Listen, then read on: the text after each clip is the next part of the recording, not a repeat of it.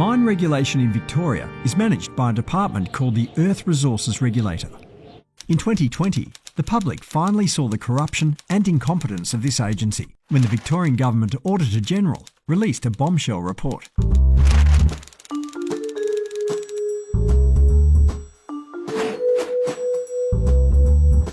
Mining companies are required to restore the environment when mining ends. They pay the government a rehabilitation bond to cover the costs in case they go bust and run away. It's the regulator's role to set the size of those bonds and ensure rehabilitation takes place. But that's not happening. Instead, the regulator is illegally setting those bonds far below the real cost of rehabilitation. This encourages a mining company to go bankrupt and forfeit its bond rather than sticking around to pay the much higher cost of rehabilitating its mine. Here's some examples. The Costerfield mine, currently in operation. Bond paid for rehabilitation, $3.3 million. Estimated actual cost of rehabilitation, $60 million. The Canadian-owned Fosterville mine. Profit made, over $2 billion. Rehabilitation bond paid, $6.7 million. Estimated actual cost of rehabilitation, over $300 million. The Auditor-General found the mining regulator has acted illegally by losing vital financial records showing which mines have been rehabilitated and the amount of bonds repaid.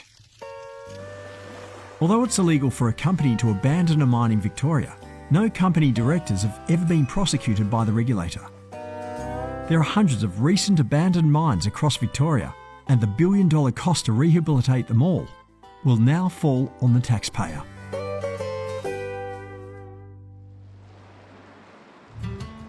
This type of mining corruption is now playing out in the town of Bendigo. 20 years ago, the company Bendigo Mining spun the familiar yarn that billions in gold awaited discovery in the old mines beneath the city. And with government endorsement, it conned $300 million from gullible investors to build the new mine. When Mary Markey discovered the mine was coming to her suburb of Kangaroo Flat, and just 500 metres from her home, she joined her community in a 20-year-long fight against the mine and the corrupt mining department regulator.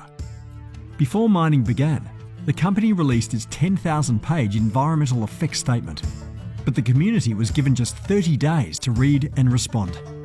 These are the documents that we have to read before the EES process. We can't say that these reports are wrong if the consultants say, well, you're not going to hear the noise or this is going to happen, because we're not experts and we can't afford to hire experts. During the EES process, the panel makes recommendations which go to the minister. The minister agrees, and then they are put into our work plan. Now, if this work plan and the conditions imposed was followed, as it should be, by the management of the mining company, plus the regulators, the community would not have any problems. However, they bring in things called work plan variations, of which we had over 30. And those 30 work plan variations, approved by the regulator, gradually removed the conditions laid down by the minister in the environmental effects statement that was supposed to protect the community. They allowed the company to conduct processing operations just hundreds of metres from people's houses, 24 hours a day, without a break, with the noise, dust and vibration so bad that it forced residents to abandon their family homes and move away. My community suffered terribly. Look, at least 6 families had to sell out to the mining company because they couldn't cope any longer. We had people, couples on the verge of divorce because of the stress. I mean, you have no idea how much pressure is put on people when a mining company decides to pop up in their community. After just 6 years of operations, Bendigo mining collapsed. The gold was not there. The investors lost their money and all the workers got sacked. There were about 230 people employed there. Now, they were just as devastated when they lost their jobs. The community that had invested in it were devastated. My community that had suffered all those years of mining were devastated. So it's not a win-win. What has to be weighed is, what is the value of this land, or this area, or this community that we're going to sacrifice for the possibility of finding gold? Got to balance. It hasn't balanced well. After Bendigo mining collapsed, the mining regulator should have cancelled its mining licence and seized its remaining $30 million to pay for the mine's rehabilitation. Instead, the regulator let the company's owners do a runner and sell off the mine to a dodgy $2 company called GBM Krolkopik, which had no money or assets. This deal, which was probably illegal under the Mining Act, was approved by the mining minister based on advice she received from the CEO of the mining regulator. When we requested that advice under Freedom of Information, the nervous regulator refused to release it. Well, passing on the mines means if the company thinks there's not enough gold in the mine, so they'll sell it down to another company for less money, and the other company has a try and no, there's not that much. They will pass it down, sell it to another company, and down it goes until there's nothing left. The minister guaranteed the worried community that in just 2 years the mine's new owner would rehabilitate the mine's dangerous arsenic waste ponds.